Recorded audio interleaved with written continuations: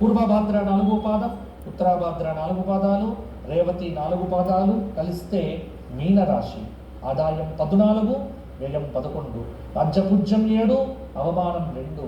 మీనరాశి వారికి ఈ సంవత్సరం మిశ్రమమైనటువంటి గ్రహయోగము.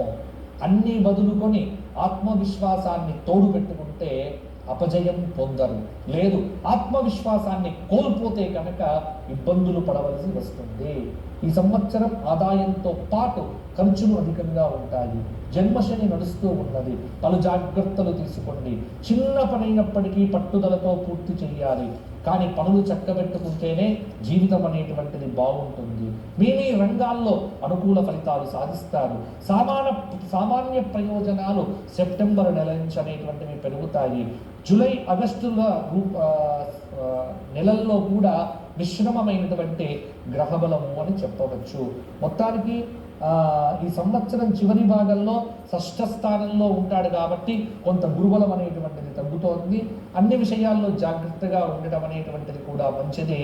మీనరాశి వారు ప్రతినిత్యము దైవస్తోత్ర పారాయణం చేయడంతో పాటుగా దైవానికి ఎంత దగ్గరగా ఉంటే అంత బాగుంటారు.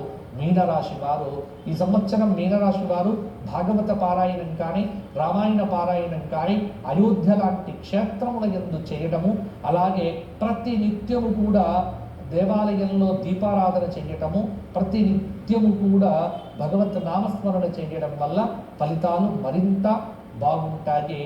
ఇక్కడ మేషాది 12 రాశుల వారికి జాగ్రత్తగా కనుక అనుసంధానం చేసుకుంటే ఈ సంవత్సరం 12 రాశుల వారికి చిన్న చిన్న ప్రాబ్లమ్స్ ఉన్నప్పటికీ పెద్ద పెద్ద ప్రాబ్లమ్స్ ఏవి కూడా ఈ కార్యక్రమాలను ఆపవు.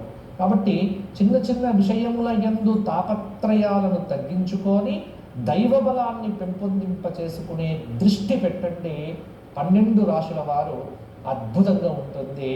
దైవ బలమే పరాభవనామ సంవత్సరంలో బలము. గ్రహ బలము కంటే కూడా దైవ బలం మీద ఆధారపడండి.